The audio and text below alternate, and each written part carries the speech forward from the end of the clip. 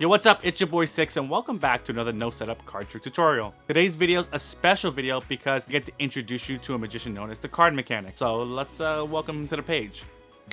Hello everyone, I'm the Card Mechanic and this is a channel takeover. If you don't already know what's going down, click the link on the screen or description to check it out. And if you already know, then let's do it. Alright guys, so if you haven't caught on by now, Six will be doing this card trick performance on my channel, and I'm going to be teaching it right here on his channel. So I highly recommend you check out the performance first, otherwise, what are you doing? But anyway, this is an effect by Aldo Colombini, and it goes something like this. So first things first, you want to hand the deck over to the spectator and let them shuffle it up. This way they feel like they have some control in life and over this card trick, where in fact they have none. No control in both. So once they're done shuffling that up, you just grab the deck back from the spectator, and now go ahead and select any two of a kind that you'd like to use. Since this is Six's channel, we're going to go ahead and use the two sixes. Alright, so you put them over to the side and have a spectator go ahead and select out a card. So boom, we have that card selected. It is the 4 of clubs. Now using whatever control you'd like, you want to control this 4 of clubs. You want to keep it controlled on top of the deck. So one of my favorite things that I love to do is the false overhand shuffle. So I toss over a packet of cards, I in-jog the top few cards, and then I continue with the overhand shuffle. Then I come back for a second round to do this shuffle. I see the break that I have here. I see the card out-jogged. I create a break with my thumb, push down and forward. So you can see there's a bit of a break made there. Then I start again with the overhand shuffle.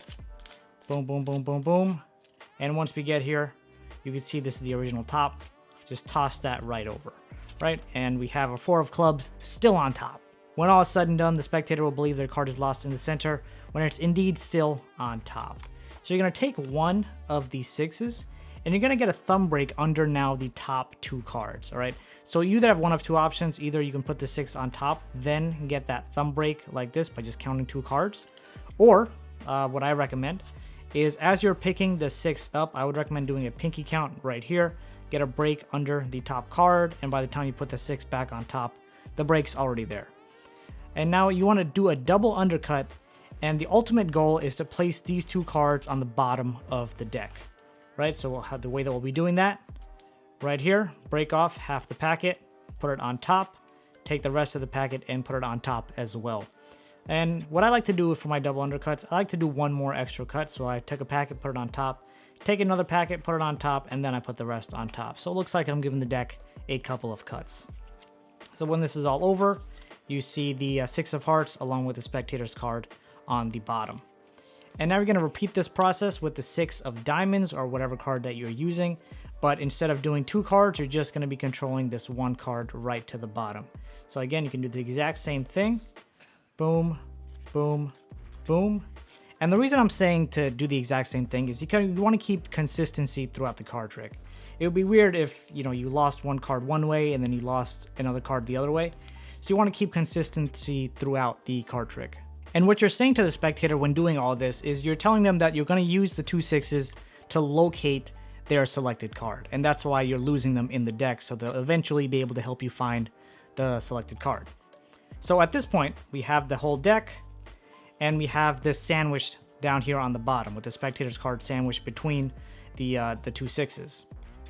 So now you're going to do the Tenkai reverse. So the way that you'll be doing that is you'll be lifting up half the deck, and now you'll be turning both hands over, okay? So you lift up, spread the hands out a little bit, and just turn both of the hands over like this. One more time, here we go. Slow motion now.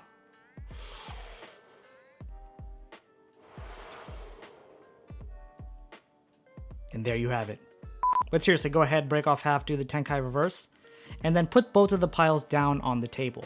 At this point in the spectator's mind, it should feel like we have an all face-up card pile here and all face-down card pile here. Well, in fact, this is actually all face-up except for the 2 cards that we're using to locate the spectator selected card. But again, they should know that. So we have these 2 piles here, and you tell the spectator that we're going to be shuffling these 2 piles together. And now I recommend using the riffle shuffle or pharaoh to put these 2 cards or 2 halves together, because you want to show the cards really being mixed up. Now the thing with the riffle shuffle is that when I did it right now, you can see I did it a bit close, like close to me and a bit closed as well. And you want to ensure that you don't do it, you know, out in the open, you know, something like this, because people will clearly see we have face-up cards here. So that's one thing you really want to be careful of. And another thing you want to be careful of is you want to ensure that these three cards here do not get any card in between them, right? Because if you get random cards in between, then this spectator's card is no longer being located. Right, let me just clean this up. So you go ahead, do the shuffle, and at this point I kind of like to have the spectator push these two halves together.